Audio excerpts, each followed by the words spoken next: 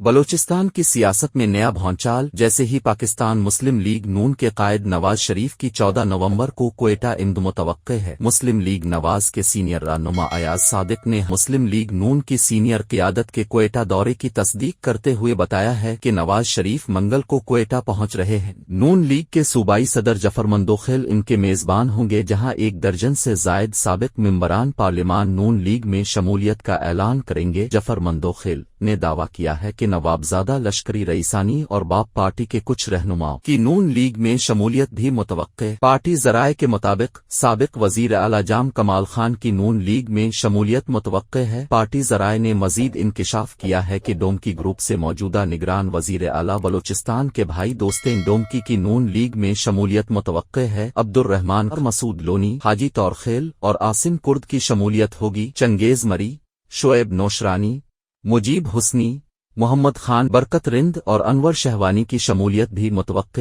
Party ذرائع نے بتایا ہے کہ نواز شریف، شہباز شریف اور پارٹی کی دوسری قیادت ان تمام سیاسی شخصیات سے کوئٹہ میں ملاقات کریں گے جس میں اعلان متوقع ہے۔ ایاز صادق 1 درجن سے زائد بلوچ سیاسی رہنماؤں سے پچھلے ہفتے کوئٹہ میں ملاقات کر چکے۔